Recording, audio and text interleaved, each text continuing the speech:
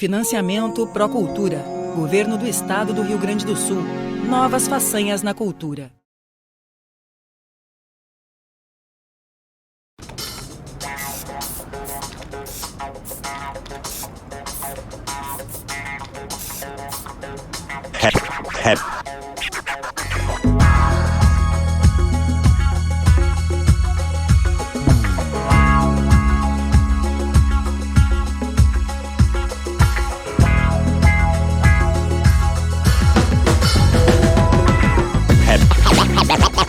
Rap é poesia.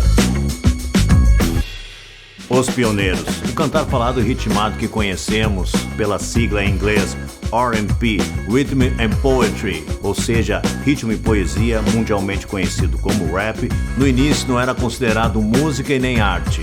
Mesmo dentro da cultura onde surgiu o hip hop, ele foi o último dos elementos a ganhar destaque. No início ele servia somente para apresentar o DJ, agitar uma roda de dança ou provocar adversários com rimas.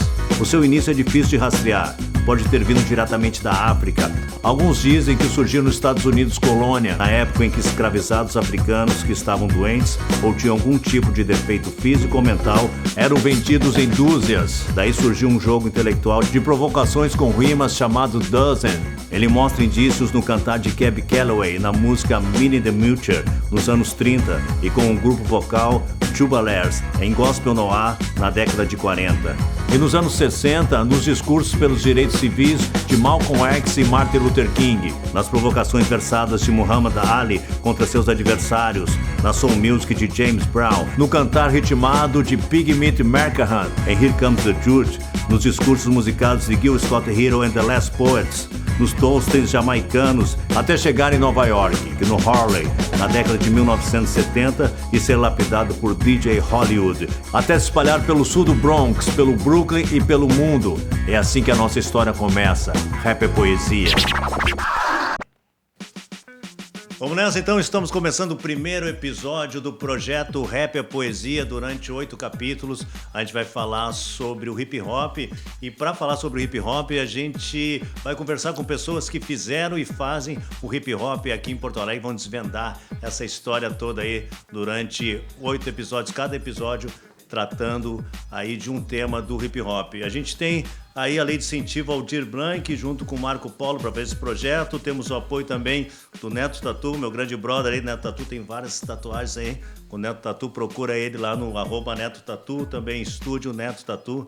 Pega aí informações ali na Cavalhada 3910, que vai ser muito bem atendido aí em tatuagem. Também a Helpilar Eletrônica, fala com o Marcos lá, meu parceiro, no Cristal, Avenida Caí 1220, qualquer problema no meu som lá, o Marcos vai lá, resolve. Também nos eletrodomésticos lá, é só falar com o Marcos, o meu parceiro. Também esse projeto tem as Libras, quem está fazendo é a Natasha, que manda muito bem aí na linguagem de sinais, então dê Libras com nós também. La Movida, Feira de Economia Criativa, estamos aqui também no estúdio Porta da Toca, junto com a Fly Audio, na José do Patrocínio 527. Também nosso grande apoio para desenvolver esse trabalho em vídeo é do coletivo Catarse, produção audiovisual e cultural, e também da agência Acorde, aí os artistas que estão iniciando, ou os artistas que já estão trabalhando no meio artístico, que precisa daquela assessoria, seja na parte de áudio, de vídeo, como conduzir sua carreira, procura os caras lá no @AcordePro. Para começar hoje, então, a gente vai estar falando sobre os pioneiros. Eu estou aqui do meu lado direito com o Brother Nene. Tudo legal bem, Pia? Tudo bem? De ter nesse projeto, e com o Mano Delcio DJ. E aí, mano? Tudo certo, tudo certo. Tamo junto, né? Estamos aí. Cara, eu tô muito feliz de estar com vocês dois juntos, assim, né? Porque quando eu entrei nessa história, nos anos 80, lá, adolescente, vocês já estavam bombando na cidade, né, cara? Uma coisa assim que eram meus ídolos ali, vocês na rádio, fazendo aqueles bailes lá que chegava a ter 5.000 pessoas, né, cara? Então, tá conversando com vocês dois juntos, que foram, tipo, a minha referência, né, no momento que eu entrei, assim, que eu comecei a curtir o break, depois vem a história do rap, né, cara? É muito legal. E eu queria começar a falar, assim, com vocês, como é que... começando com o Brother Nene, como é que tu entrou nessa, cara? Como é que foi ali, assim, eu que entrei nos anos 80, né, como espectador e tentando ser artista, E como é que tu entrou nessa, assim, lá nos anos 70, provavelmente, como é que foi, quem que te influenciou a tu entrar nessa de fazer som, de tocar música pra galera? Assim, Pia, eu comecei na minha vila, né? Eu morava na Bom Jesus, na minha origem, sempre me criei na Bom Jesus. E a minha origem mesmo é festinha de colégio, cara. A coisa que mais acontecia nos anos 70 era a festinha de colégio e a festinha em casa. Nos domingos, na sala, ou a festinha de aniversário de sábado. E o que tocava nessa época, nessas festinhas? Por incrível, era rock, cara. Eu comecei tocando rock, ouvindo muito rock, Beatles, Stones, e aquele pessoal todo era o que a gente mais tocava. E aqui do Brasil era o início da Jovem Guarda, né? A Jovem Guarda estava começando a criar asas, então tinha Renato Seus Blue Caps, tinha Fevers, alguma coisa que eu ainda não tinha, o Roberto Carlos estava começando também, mas era pouco, mais desses dos grupos, né?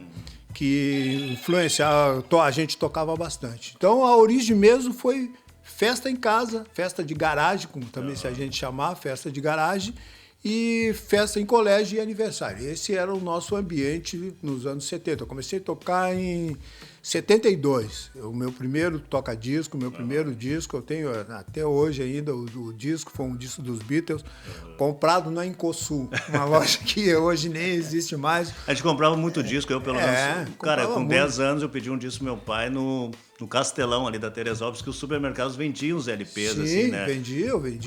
Tínhamos várias lojas de disco naquela época, né? E esse disco, eu me lembro, a coisa era tão difícil que eu e meu irmão compramos a meia. Compramos o disco e naquele mesmo dia compramos o nosso primeiro toca-disco, que era um toca-disco Cadença, que a caixa de som era na tampa. Era uma coisa de louco, né? E a gente começou a ser convidado, quem tinha um toca-disco daquele era convidado para ir nas festas, e a gente começou a ser convidado para ir, cara. Legal. E tu, Delcio, começou como? Eu comecei lá por 76, por aí, na Restinga lá. Tu morava na Restinga? Na Restinga, fui para Restinga em 73. E aí lá nós começamos com Bagunça Som, fazendo som, Bagunça Som, que a gente é aniversário, casamento, mais ou menos assim, parecido com ele, né? Mas tinha alguma equipe já naquela época que bombava? Quando eu comecei, não tinha.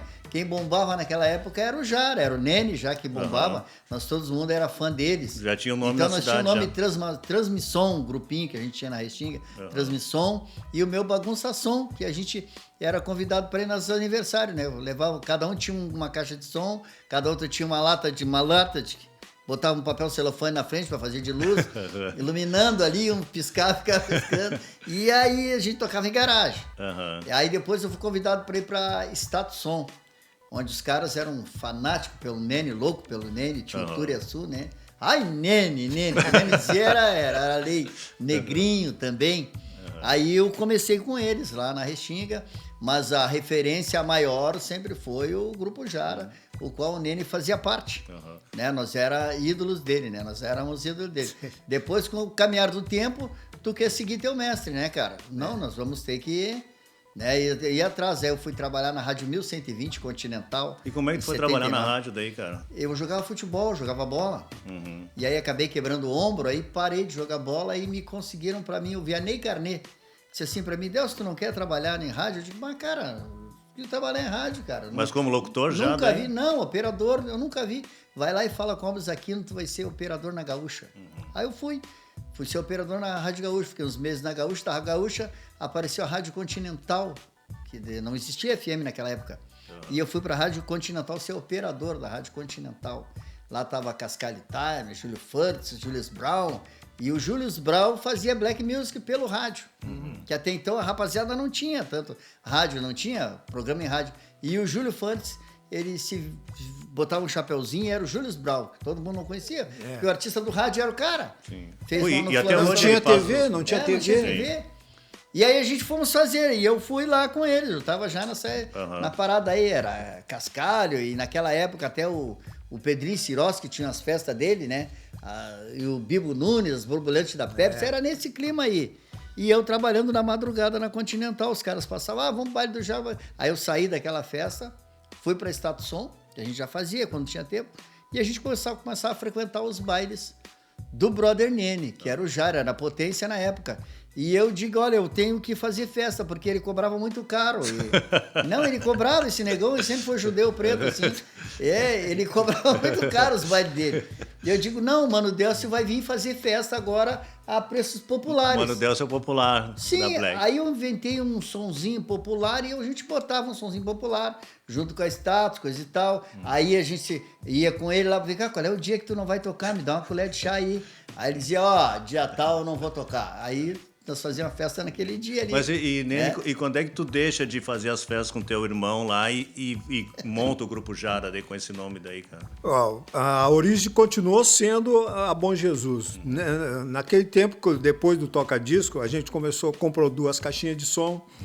E ao mesmo tempo já apareceu a concorrência, que era o Jair, que era o meu sócio. Também começou a entrar no circuito de fazer festa lá na Bom Jesus, entendeu? Então aí a gente começou aquela disputa do bairro ali. No bairro, quem que ia fazer as festas no bairro e tal. Aí passou um tempo, o Jair até comprou um equipamento muito bom e tal, e começamos a concorrer com a equipe, a melhor equipe que tinha nessa época, 74 isso já, que era a Magia Negra. Magia Negra era a grande equipe, foi uma grande equipe durante uns 4, 5 anos dentro de Porto Alegre. Mas o som daí já era funk, já era black. Já era funk. A gente, assim como o Delcio ia na minha festa, eu saía do cinema Carlos Gomes, 11 horas da noite, comia um cachorro-quente no Rosário e me dirigia para Floresta Aurora para curtir a festa da Magia Negra. Nós passamos lá um tempão fazendo isso. E as festas rolavam no Floresta Aurora nesse período? No Floresta, né, o canal era o Floresta Aurora. As festas lotavam no Floresta Aurora. Embora que a Magia fazia em vários locais, mas eu sempre ia no Floresta Aurora.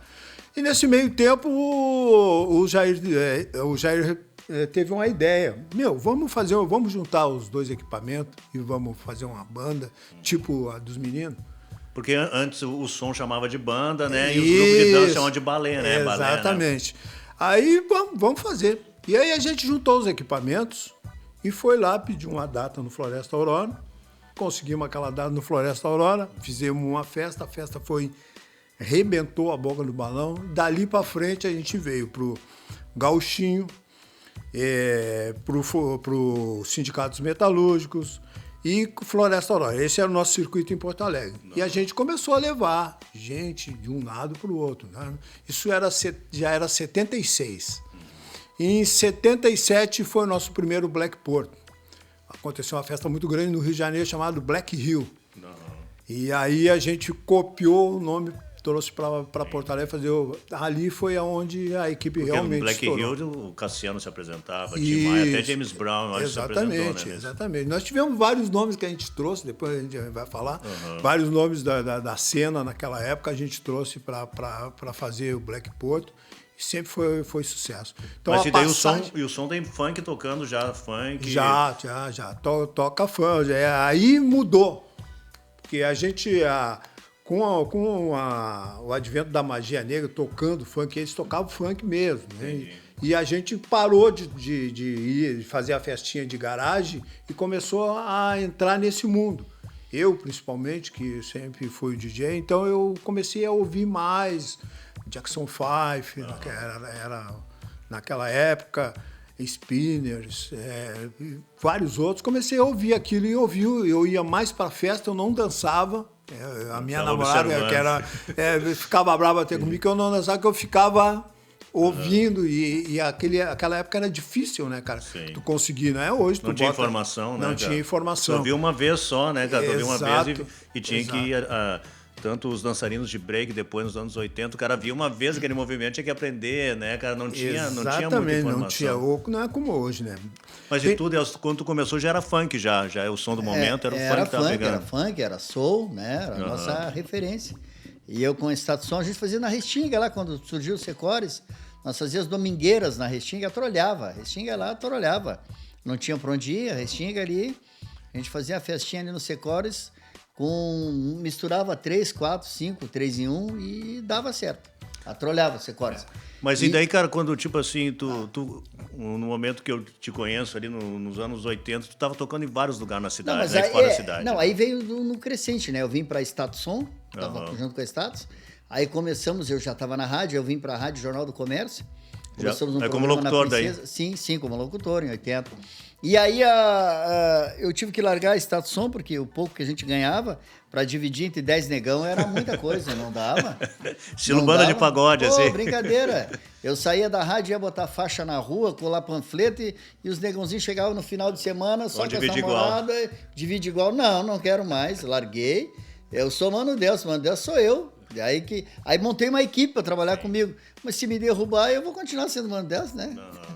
Nos outros grupos não tinha essa aí. Então, eu sou Mano Delcio e vambora. E que ano foi que tu entrou na rádio como locutor daí? Foi em 80, na Rádio Jornal do Comércio. Mas e tu não fazia rádio nessa época, Nene? Não. Ele foi fazer depois. Foi fazer depois dele que eu. Porque eu fui pra convidado. rádio, né? Aí eu comecei a beliscar ele, né, cara? Aí eu comecei a beliscar ele. Comecei a incomodar o negão, né? Mas e vocês tinham uma rivalidade nesse período ou não? Não tinha. Não, Isso é lenda, cara. Isso é lenda, todo mundo. Não, é lenda, é uma lenda que se criou mesmo, né, Delcio? De que a gente era inimigo, que a gente brigava. Mas ele, vamos contar, conta aí. Até aí é o seguinte, ele foi pro programa na rádio, então como a minha acesso era mais barata, ele dizia que a minha acesso era de maloqueiro. E a dele, não, as minhas do Jara é elite. Agora vai ter rivalidade de verdade dos caras. Não, desse negão aí não era. Tipo, não, tudo certo. Mas ainda vai acontecer uma coisa que nós vamos fazer junto ainda, pega frente a frente, eu e ele. Só nós dois. Ele vai botar som de um lado e eu vou botar o som do outro. E é o seguinte, nós vamos arrebentar. Quem vai ganhar é o público, né? Sim. E eu vou ganhar porque eu vou mostrar pra ele como é que se faz som. Não, isso é uma festa que de repente que a gente não fez ainda, mas temos que fazer. Nunca aconteceu. Pô, cara, Nunca aconteceu essa festa aí, de programar essa festa aí. Porque eu, quando converso com alguma pessoa assim, mais da antiga, que sempre fala em referência de vocês, né? Fala no Brother Nene, fala no Mano Delcio, né? Sim. Então, às vezes eu conheço pessoas aleatórias, assim, que eu falo, né, sobre música, e como referência de Black Music falam sobre vocês, né, cara? E eu acho que isso realmente seria muito interessante, assim, porque teve uma época que tinha esses desafios de banda, né? De botar um DJ de cada lado aí, né? A gente fez muito com a L Musicom, fizemos com o G-Power. Isso. Que eram os grupos que também tocavam bastante. O G é um dos percussores, é um cara que começou mais ou menos na mesma época que eu, o G. Paulo. E uma coisa que tem que se frisar, Pia, é que nessa época, 76, 77, 78, foi a época de ouro do funk. Certo. Da Soul Music, da né? Soul Music, não é esse funk que não vamos confundir, né? E depois, na virada dos anos 80, já começou mais uma black music mais lenta, mais um charme e tal, se misturando com a black music, até a black music ser esquecido. O funk, depois dos anos 80, ele realmente foi desaparecendo das festas. Mas as festas, os bailes de vocês, o charme predominava, né? Quando surgiu o rap... a partir dos anos 80, né? Antes não. Antes não era assim. Sim, nos anos 80, né? Isso, aí sim. E quando é que chega o rap, cara? Quando é que vocês lembram de chegar o rap, essa coisa mais 88. Falada, mais pesada?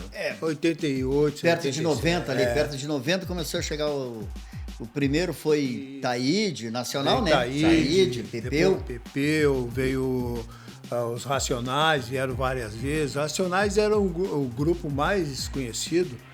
Arrebentou a boca do balão toda vez que esteve aqui. Naldinho. Naldinho. Mas foi perto de 90, 89, 90 que eles começaram. Mas o charme que acabou ficando mais forte aqui, né, cara? E por que vocês acham que também teve essa denominação mais de charme? Que nos Estados Unidos chamam de R&B, né? Os caras chamam, né? No Brasil tem uns nomes que trocam, né, cara? O próprio funk carioca, foi criado no né? Rio de Janeiro, não foi aqui não, meu. Lá que já vem pra cá. Aqui no Sul a gente se copiava o Rio de Janeiro. O Rio de Janeiro copiava a gringa e a gente copiava o Rio de Janeiro. O que se falava lá, se falava aqui. O que se fazia lá, se fazia aqui. E na verdade não era funk, né? O funk... Agora virou charme porque o Rio de Janeiro inventou o funk carioca. Então, tu fala em funk, eles pensam que é o funk. Então, a gente diz charme, que é pra diferenciar, né? E os gringos que tocavam, eu lembro de ouvir, assim, tocava alguma do Run DMC, ele tocava o My Adidas, né? Eu lembro do Delcio tocando Stop the Violence do Boogie Down Productions, né, cara? Tocava alguma coisa gringa, né? Eu tocava do rap gangsta até o rap mais, como é que eu vou dizer, mais lento, né? Sim. Tudo isso a gente sempre tocou. E daí vocês começaram a fazer os festivais, né, cara? A gente com os Lords participamos dos festivais, né? Primeiro do Mano Delcio, a gente participou em 89. Depois começamos com o Brother Ney. E como é que surgem esses festivais de rap e os primeiros rappers ali, cara, que surgem nos bailes aí? E tudo isso também, essa parte é copiada mais de São Paulo, viu? São Paulo eu fiz umas amizades bem boas em São Paulo, com o pessoal da Chic Show. E lá eles promoviam muito isso, faziam muito isso e sempre o pessoal falava para mim, tem que fazer festival de hip hop para tentar descobrir lá no Sul o pessoal do hip hop, quem vai dar ou quem não vai dar, a gente pode apostar e tal, porque nessa época lá em São Paulo estava se gravando muito, cara. Tinha muito grupo de hip hop, os caras gravavam assim, a rodo, né? E então o que a gente fazia? A gente trazia uma atração e dentro daquela festa a gente fazia o festival de hip hop. Pegava lá 5, 6 grupos e ia levando. E depois, quando eu estava na rádio, eu também tinha uma quinta-feira, toda quinta-feira era dedicada só pro pessoal do hip hop do Sul. Isso que tu fazia é bem parecido, assim, eu até vendo outras informações, porque em Nova York os caras faziam, tu tinha uma coisa de analisar o cara na hora, né? Exatamente. Né? E isso se fazia nos programas de rádio em Nova York, isso tu tinha noção ou foi uma coisa que tu criou e acaba sendo uma coisa meio que assim, coletiva, né? De interpretação daquilo ali? Foi assim, a criação, entendeu? Porque o pessoal mandava uma cartinha. Brother, dá pra mim botar na caixinha, porque tu tinha caixinha, né? Ou tu vai pra caixinha ou tu não vai pra caixinha. Entendeu? Se ficasse na caixinha, ia tocar durante a semana. E eu, naquele meio tempo, então o pessoal começava a pedir pra ficar e tal. Aí eu digo, tem que explicar pro cara, não posso pegar simplesmente e dizer pra ele não vai pra caixinha, sem ele saber por quê. Claro. Se eu começar a dizer pra ele por que ele não vai pra caixinha, o cara vai tentar melhorar, vai tentar. Sim. Então, essa foi a ideia. E tu fazia no ar isso, né? Fazia no ar, dizia pra ele, olha, bicho, tem que fazer isso, tem que fazer aquilo e tal, quem sabe faz de novo. Sim. E isso deu muito certo, cara. Vários grupos, os caras vinham lá, refaziam, quando voltava numa melhor qualidade e tal. E tu, Delcio, eu lembro que quando a gente ia lá no teu estúdio, lá na Princesa, em 88, 89 ali, o estúdio bombava, né, meu? Era uma galera no estúdio. Votado. E tu fazia uma coisa parecida, né? As pessoas votavam, né? Pelo orelhão. Eu pegava as músicas de todo mundo, não interessava a qualidade, não interessava nada. Tem um fitinha gravada aí, bota aí, vamos rodar, meu. Não tem essa aí. Bota aí, venha fulano, venha Beltrano, vamos rodar. Nessa época o programa era das 6 às 7, né? Num horário super nobre, né, mano? Depois... Horário nobre, né? Não, esse horário aí eu conseguia ser a maior audiência, né? Consegui até, ganhei 2 páginas na 0 hora por ser a maior audiência do rádio. Mesmo sendo a AM. Sim. E a recém tinha vindo o FM, a recém tinha chegando o FM, que o FM começou em 80, a maior audiência do rádio veio a concorrente lá, 0 hora, me colocou 2 páginas como sendo a maior audiência, a Mano Delcio ali. E eu fazia essas paradas com a gurizada ali, até que eu fiz um concurso de rap lá no Choco no Niterói, em Canoas. O Manderson participou, o Piá participou. Sim, com os Lords, isso aí. E fizemos um disquinho a meia boca ali, mas na época era o que tinha, na época. As massas do Mano Delcio DJ, isso, né? Eu lembro que a gente se apresentou no ginásio Protásio Alves, que vocês faziam festa ali, né, também. A gente se apresentou a primeira vez contigo, depois a gente se apresentou com o Nene, ali participando desse concurso, né, cara, que virou o disco, né? E uma coisa que eu lembro bastante, que a gente ia lá na rádio levar as fitinhas, né? E que tu fazia uns duelos, né, mano? Eu lembro de ter um duelo com o Pedrão. Um grande abraço pro Pedrão aí, que tinha o Bataclan lá em São Léo, né? Que o Delcio fazia as festas, nós ia lá tocar, o Nene também. E o Pedrão agora tá lá em Montenegro, faz um movimento muito legal lá. E a gente uma vez teve um desafio que tu fez, nós e o Pedrão, né, cara? E foi engraçado porque a gente avisou todo mundo ali no bairro, na quebrada ali, pra nos ouvir e votar, né? Porque votava pelo orelhão, né? Ninguém tinha telefone em casa, né? Eu não tinha telefone em casa na época. E ia pro orelhão, né, cara? Com as fichinhas ali, tava todo mundo preparado ali pra participar. E por falar em rap, deixa eu botar uma paradinha aqui, ó. Aí o Nene disse, vai pra caixinha. Aí eu não vai pra caixinha aí. Conheci o hip hop em 1984 com a cultura de rua, foi meu primeiro contato. Comecei dançando, depois a grafitar, comecei a rimar e nunca mais consegui parar. Quando conheci o Red MC, eu pirei, depois veio o Beastie Boys, Fat Boys, LL Cool J. A.W. Eric B. Rakim, Kumon D, Public Enemy, Gangstar, BDP, ST, então Sugar Hill Gang, Grandmaster Fresh, o break estoura no Brasil e rola grandes festas black. Havia outros nomes naquele tempo, era o início do movimento, tava surgindo vários caras com talento. Em Porto Alegre tinha o Black Porto organizado pelo Jara. Mano Deus DJ e suas festas também detonava. E na sexta o bicho pegava na Andrades e na esquina democrática rapaziada se encontrava. Aí... Vai pra caixinha, vai pra caixinha. Aí, né? Tem futuro. Tudo vai depender da base que vai colocar aí atrás. Não, esse tá bom. E, cara, o que vocês acham que um bom rapper tem que ter, o MC ali, cara, o mestre de cerimônia? O que vocês acham que é a característica de um cara que manda bem, assim, na opinião de vocês? Raciocínio rápido e rima.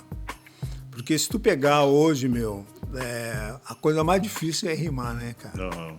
Tu ouve as músicas, tu fica até doente de ver, né? Não tem rima, cara. Sim, tu acha que o cara não trabalhou o suficiente naquela rima ali, muito... Gravou e já botou na roda. Já botou na roda. Talvez hoje é mais fácil por causa da internet, né, cara? Tem que rimar, Pode o tempo ter passado, mas eu acho que isso aí a música não pode perder. A rima não pode perder, cara. Maneira nenhuma. Apesar que eu acho que o hip hop, o rap, ainda é uma coisa muito boa, porque imagina a gente a pensar, as crianças cantando rap, fazer eles a pensar, fazer eles a imaginar, fazer eles ativar a mente. Uhum. Então, por isso que é muito bem criado nos colégios. Aí, os colégios todos, a maioria aí, incentivam o rap. E eu acho que tem que ser um incentivo, porque o rap já tirou muita gente da marginalidade, das drogas. Já tirou muita gente. Uma vez, eu fazia uma festa ali no Catarina Tênis Clube. E a coisa mais interessante, eu rodava um rap, cara. O pessoal caía fora, o pessoal ia embora. Eu disse, mas por que o pessoal vai embora? Porque só que eles vieram com uma outra cultura do rap, porque o meu rap da antiga, dos 90, era ritmo, amor e poesia. Uhum. E depois virou, eu já roubei, já matei, dei tiro no fulano e coisa e tal. Então o pessoal caía. Ficou muito pesada a coisa. Aí eu tocando meu baile no Catarina, quando chegava 1h30, 2h30, eu botava um rap, botava 2, botava Racionais, então eu acabava com o baile. Aí eu fui saber o que estava acontecendo. Vem cá, o que está acontecendo? A minha Copa tem que vender, o que houve? Aí eu perguntei para a pessoa, o que está acontecendo? Aí ela dizia assim para mim, Delcio, eu vim aqui curtir teu baile, eu quero curtir, eu quero estar numa boa, porque eu moro aqui. Seguida eu levanto de manhã, tem um cara morto na porta da minha casa. É uma realidade muito próxima. Daqui a pouco tem a minha sobrinha, foi estuprada pelo cara ali. O que eu quero saber disso aí? Eu vou me martirizar mais se isso está acontecendo dentro da minha casa? Não. Isso acontece aqui dentro da minha casa. Então eu não quero saber disso aí, eu vou me embora, não quero. Aí que eu me toquei que é o seguinte, o rap lá na Guete, pros caras do Bonfim, pros Mauricinho, aquilo é uma realidade que eles não têm, eles só ouvem falar. Então aquilo para eles é bacana. Esse rap ali, na periferia ali, não estava acontecendo. Ali não estava acontecendo, por quê? Porque eles não queriam ouvir aquilo. Eles levantavam, dormindo em casa, a polícia metia o pé na porta. Quem tá aqui, quem não tá. Então eles não queriam ouvir mais aquilo. Vocês acham que é por causa disso que, tipo, o funk acabou tomando um lugar que a gente pensava que o rap ia tomar e essas músicas, talvez, mais românticas acabam chamando mais atenção de quem mora, assim, nas quebradas? Eu acho que o funk tomou conta porque usou mais. Uhum. Acho que o hip hop não usou o suficiente. E o funk... Funk é uma apologia, né, cara? Uhum. Funk é uma apologia explícita ao sexo. As guriazinhas aí com 5, 6 anos estão lá de... Pô, cara, que isso? Eu já tenho netinha, eu não gostaria que a minha netinha estivesse ali. Isso, pô, mas acontece. E aí? O ritmo é bom, tudo é bom, nada contra o funk. Mas eu sou mais o funk da linha do MC Marcinho. Aquele outro funk já não é mais. É o funk melody. O funk melody, porque extrapolou. Acho que o funk nosso aqui extrapolou. Basta é que tu tá ouvindo um funk pesado aí, já é sinônimo de quê? Não, marginalidade. Um funk pesado é marginalidade. É difícil, né? E as músicas influenciam isso. Por isso que a gente tem que retornar os anos 80. Diz, mas os anos 80 é assim, quando tu conta. Os anos 80, 90, 70 era assim. Eu queria ter nascido naquela época. De azar é teu que nasceu agora, viu? Não, mas eu acho assim, ó, o funk, ele tem músicas legais, cara. Tem. Mas ele tem, a maioria realmente leva para o outro lado, cara. E infelizmente a juventude acolheu. Não dá para negar. Dá pra negar. Hoje, quem manda é o funk. É verdade. Tu vai fazer um baile, tu vai colocar música dos anos 80 pra gurizada? Não, eles não vão nem entender, né? Gurizada não quer. Se tu for fazer uma festa pra ganhar dinheiro, faz um funk e pagode. Vamos fazer um funk e pagode bem pegado aí, vender E isso kit, aí é uma mentalidade que só vai mudar com o tempo, não adianta. Vai ter uma hora que alguém vai vir com outra coisa e vai conseguir mudar, não sei quem, mas vai acontecer, isso é cíclico. Pessoal, eu quero agradecer a presença de vocês. Muito bom estar conversando com vocês dois juntos, ver os dois batendo papo. A gente desvendou aqui uma das lendas urbanas aí da inimizade dos dois. Não, mas isso vai acontecer ainda, tu pode esperar. Pô, eu quero estar lá para curtir. Nós vamos ter que marcar essa aí. Vamos nessa. Brother Nene e Mano Deus. Olha, um de cada lado. Um de cada lado. Ele pode trazer o Luizinho de DJ dele Luizinho. junto com ele, que eu pego o Anderson aí, junto já estão aí na área, já vamos falar daqui a pouco. Eles vão bater aí, um papo aí. Aí não vale, se é Delcio e Nene. Não, vai ter que ser vocês dois só. Não, mas nós vamos ter assessoria do lado, então, se precisar. Pessoal vai... Não, se precisar, nós temos uma cavalaria em volta. Cara, e vocês quebraram tudo nos anos 80, os bailes aí para 5 mil pessoas, né? O Black Porto foi uma referência no Sul, né? Se espalhou pelo Brasil essa notícia, né? Os artistas aí tudo queriam vir tocar. O Mano Delcio, assim, também lembro de tudo que era lugar, o Mano Delcio tocando lá em Canoas, São Léo, Porto Alegre. Black Porto, eu fiz o Black Sunday. Black Sunday. Eu sou metido, eu fiz um gigantinho daí. Botamos 6 mil pessoas no gigantinho, nosso Black Sunday. Cara, nunca ninguém mais fez festa no gigantinho, né? Muita gente. Mas o que eu digo é o seguinte, que o Nene tá aqui, nós somos, na realidade, referência, porque nós fizemos da antiga. Ele começou primeiro, fazendo os trabalhos, tá até aí hoje aí. Eu vim mais atrás dele, na rabeira ali, beliscando meu ídolo e tal, e fazendo. Ele fazia uma coisa, eu fazia outra. Porque eu era ídolo dele, era meu ídolo, e eu tenho que fazer. Ele fazia, eu fazia também. Uhum. Ele chutava por um lado, eu chutava por outro aqui, xingava ele, muitas vezes. Mas é assim, cara. E hoje, assim, graças a Deus, nós estamos aqui. Isso aí, que ótimo, né, mano? Trocando ideias junto aqui, falando da Black Music, coisas que nós criamos história, eu e o Brother Nene, criamos história sem saber que estava criando história. Sim, a história estava sendo criada. A história, na real, muita gente. A história, ela acontece, né? Com o passar, ela vai acontecendo. Ninguém planeja a história. Ninguém planeja a história. Sim. E quando que eu ia imaginar, eu também ouvindo vocês no rádio, que um dia eu ia trabalhar na rádio, eu ia, enfim, né, também virar influência para outros artistas que queriam vir depois. E né? uma coisa que eu tenho saudade, o Delcio ainda continua fazendo a rádio web, né? Web, reação. É o programa de rádio. O programa de rádio me dá muita saudade, mas programa rádio, cara, não é... Tudo bem, a internet está na moda, até nós já discutimos, a gente estava conversando agora ali fora, que a web tem o problema do pacote. Daqui a pouco o cara deixa de ouvir o que é o pacote dele e tal. Agora na rádio não, cara. A rádio tu botou, tu vai ficar ali, cara, ouvindo, entendeu? Eu tenho saudade da rádio, cara. Isso aí eu sinto muita falta do programa de rádio. Pô, tomara que volte, tomara que o Mano Delcio também continue aí na rádio web e volte para a rádio aberta também. E, cara, agradecendo mais uma vez a presença de vocês aí. Estou muito contente desse papo que a gente bateu, também saber um pouco mais sobre o início de vocês. E a gente continua aí, fiquem ligados aí. No próximo episódio do Rap e Poesia, a gente vai estar falando com os DJs. Se liga aí que vai ser pesado.